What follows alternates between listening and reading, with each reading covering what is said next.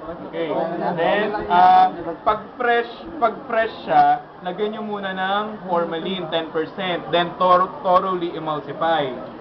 Pero dun sa mga formalin preserved na, kumuha kayo ng gauze, maghanap kayo nung funnel, pati yung clamp, i-clamp nyo dito. 2 layers of gold. Oh, pwede yung gold. Uy, pwede yung gold. Pwede yung ghost mo. Nakakuha natin tayo. Ha? Wala kayong gold? Hindi ka meron. Meron ka? Pakitang gila. So, 2 layers, nandun sa funnel nyo, 2 layers. Pag thoroughly emulsified na, wait, pag fresh sample, you have to stand muna for 30 minutes. Pag freshly collected, para lang ma-fix. Pagkatapos na, ilagay nyo na dito, mapifilter, para lang matanggal yung mga gulay-gulay dun sa edge. After nun, doon na kayo maglalagay ng sodium chloride solution. So, doon kayo. Kasi maglalambing.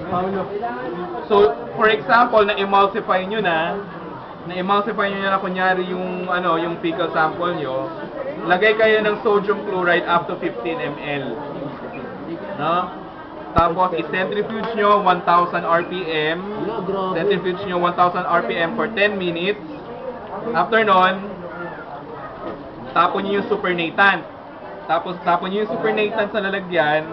After nyo itapon yung supernatant, tignan nyo muna yung supernatant kung dark ba or light. Kung sobrang dark pa ng supernatant, kailangan pa ng second washing. Pag light na siya, pag medyo light na yung pwede na kayo mag-stop sa first washing. Then, maglagay na kayo nung formalin, 10% formalin, then yung ethyl acetate. No?